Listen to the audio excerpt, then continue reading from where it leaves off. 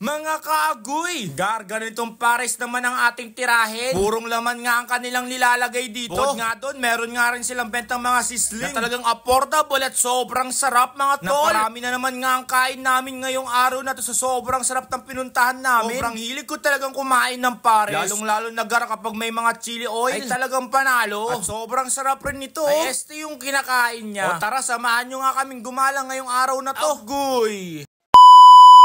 Ngayong araw nga pumunta nga kami dito sa bayan nga ng Bugalyon, sa Barangay Asinan, para tikman nga tong Richard Pares Mami and Sizzling House. Bagong parisan nga ito mga tol. Itikman nga natin. Saktong-sakto nga nagugutom nga kami. Kaya babanatan nga natin yung pares nga nila dito. Bali ang oras pala ngayon ay 2:30. At matatagpuan pala sila sa CAPD building. Bali ang landmark pala nila ay malapit nga lang sila sa Polong National High School. Ganitong pares ay talagang kakaiba. Yung mga sebo lumulutang. At bukod doon mga tol, ang kanilang paresan ay talagang purong laman. Excited na nga akong tikman ito. Sa halagang 75 pesos, meron ka nang overload na talagang masosolve ko na talaga sa araw mo kapag natikman mo nga itong kanilang pares. Napaka-juicy ng kanilang beef kung papansinin nyo. Bali marami nga silang servings na special beef pares nila. Meron nga silang pares with rice na kakahalagang 60 pesos. At pares with mami na nasa 40 pesos. At bukod doon, kapag gusto nyo nga maglugaw, meron na silang special lugaw dito. Sa halagang 50 ay talagang matitikman mo na nga ang masarap na lugaw nila. Sa lahat nga na nakita kong paresan, isa to sa pinakamalinis mga tol. Siyempre dahil nag-order nga tayo, itikman nga natin ito. Balang in-order ko pala dito ay overload. Dagdagan ko na nga ang sebo dahil mahilig nga ako sa sebo. Naglagay na rin tayo ng onion leaves at garlic na pampaiwas sa high blood. Itong Richard Paresan pala mga tol ay dinadayo ng mga iba't ibang customer. Minsan sa isang araw nga mga kaagoy, meron nga daw truck na pumunta dito at punong-puno nga yun ng mga tao. At nabigla nga sila dahil kumain nga sila lahat dito. Kakabukas pa nga lang ay talagang dinadayo nga talaga to ng mga iba't ibang customer. Bukod nga sa napakamura, saktong-sakto nga kanilang timpla na pares dito. Bukod pala sa paresan, may mga iba't iba rin silang benta dito na sisling. Sinubukan ko na nga itong pinaka-paborito ko ang sisig. Naglagay na nga ako dito ng margarine. Sa halagang 95 pesos nga, matitikman na nga natin to kanilang sisig na pinagmamalaki. Itsura pa lang napakarami na nga ng servings ng kanilang sisig. At yung kanin nila, hindi ka na talaga lugi. May malapad at mataas. Ganito ang legit na sisling. After nga maluto, ay mapapawaw ka talaga mga gar. May benta rin sila ditong sisling pork chop na nasa 85 pesos. At sisling chicken na nasa 65 pesos. Talagang affordable na affordable. Hindi na nga masakit sa bulsa. Monday to Sunday talagang open nga sila mula 7 AM to 12 midnight. Gar, ito na nga yung ating in-order na sisling. Dito pa lang kitang-kita ko na kung gaano karami ang kanilang serving. Saktong-sakto, gutom